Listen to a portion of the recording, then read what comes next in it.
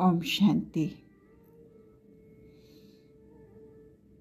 क्रोध में हम धैर्यता खो बैठते हैं, लेकिन अगर उसी परिस्थिति में हम शांत रह सके, मौन धारण कर सके, तो बहुत सरलता से क्रोध पर विजय पा सकते हैं।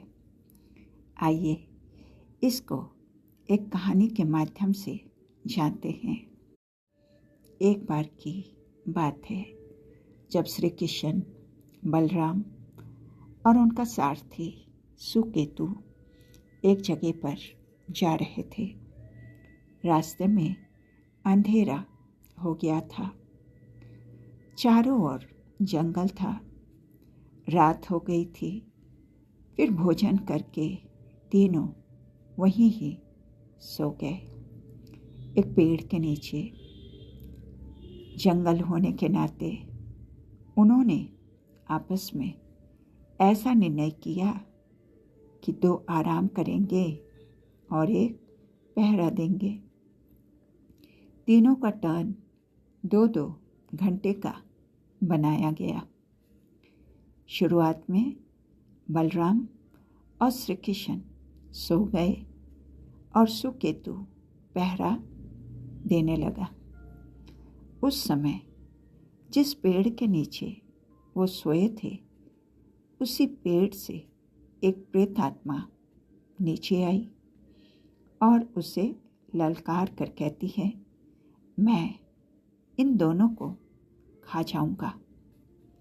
सुकेतु हाथ में बाण उठाकर उनके सामने युद्ध करते हैं।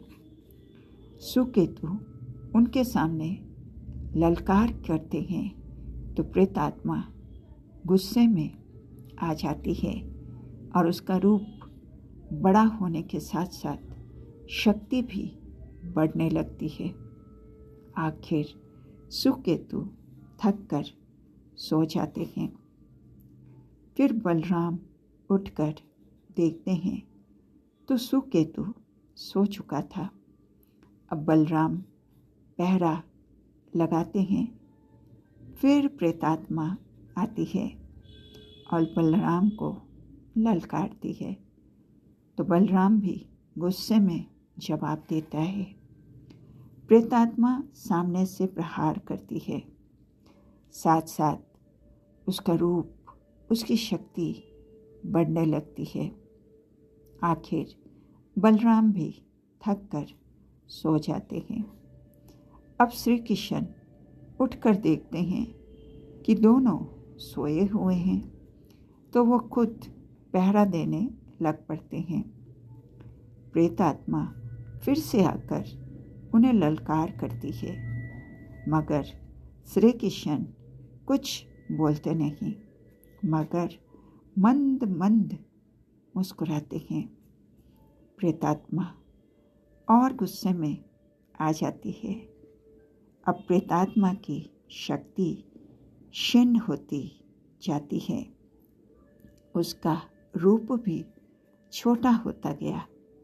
देखते देखते प्रेतात्मा का आकार छोटा, एक मच्छर जैसा बन गया। फिर श्री कृष्ण ने उसे पकड़कर अपने पीताम्बर के एक कोने में बांध लिया। सवेरे होते ही बलराम और सुकेतु उठते हैं। उठते ही सुकेतु ने कहा, आज तो मुझे प्रेतात्मा ने बहुत मारा है। फिर बलराम ने भी कहा, मेरी भी बहुत पिटाई हुई है। फिर दोनों श्री कृष्ण से पूछते हैं, आपका क्या हुआ? तो श्री कृष्ण पीताम्बर के कोने से निकालकर दिखाते हैं और कहा कि मेरे सामने उसने ललकार की, मगर मैंने उसकी ललकार को स्वीकार नहीं किया तो उसकी शक्ति क्षीण होती चली गई। ऐसे ही जब हमारे जीवन में क्रोध रूपी परिस्थिति भिन्न भिन्न रूप से आती है, हमें शांत रहना है, श्री कृष्ण की तरह मंद मंद मुस्कुराना है, ड्रामा की भाविक को याद करके। तो इससे जितना हम शांत रहेंगे, हम सरलता से इस क्रोध रूपी महाशत्रु पर विजय प्राप्त कर सकेंगे। प्यारे शिव बाबा को शुक्रिया। ओम शांति।